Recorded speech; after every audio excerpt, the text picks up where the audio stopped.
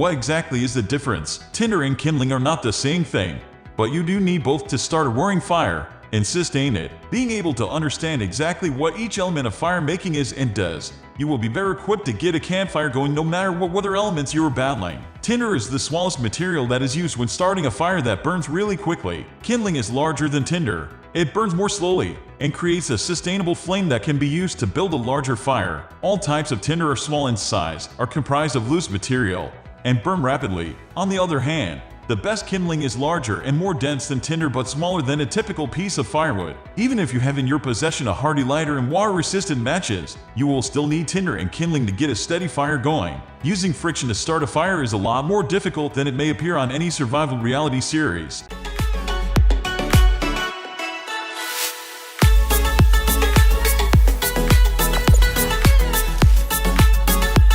The quick burning nature of tinder is why it is perfect for getting the spark needed to cultivate the flame needed to establish a fire. The best type of tinder is no wider than your pinky finger. Larger tinder is often too thick to start burning quickly. The key to getting tinder to light is blowing just gently onto the embers created after it is lit so they spread out and continue to catch and ultimately burn. The act of blowing distributes oxygen evenly onto the burning embers, encouraging their growth. In this survival situation, you may have to rely solely on natural tinder that can be scavenged quickly to get a flame going to start a fire. Carrying tinder with you in your bug-out bag is highly recommended because doing so will also keep dry tinder at your fingertips. But if your bag is lost or you are out in the wild longer than anticipated, that might not always be an option.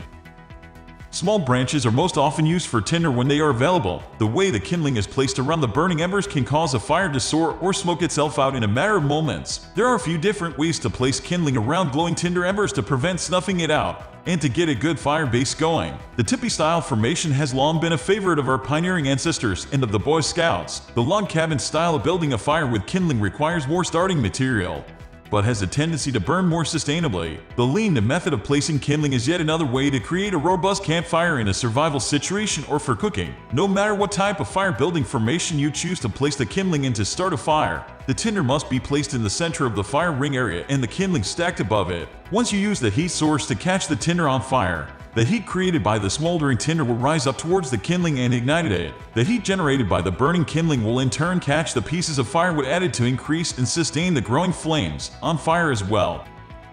To get absolutely anything to burn, you must have three distinct things: flammable material, air/oxygen, and a heat source. Air is, of course, the constantly available fire-starting ingredient that you will not struggle to capture even in a dire survival situation. Keeping a heat source, or more than one, ideally in your everyday carry, EDC kit could definitely be a game changer in a life or death situation. The most commonly used heat sources are lighters, matches, handheld propane torches, and supplies to use the more difficult friction method. That brings us to flammable material and exactly where both tinder and kindling come into play. Making space in your bug-out bag for each of these essential elements could play a significant role in determining if you will be a survivor or become a statistic. Tinder and kindling should be packed not only in your bug-out bag, but inside of a plastic baggie or other sealable container to prevent them from either getting wet or absorbing too much moisture from the air and becoming damp.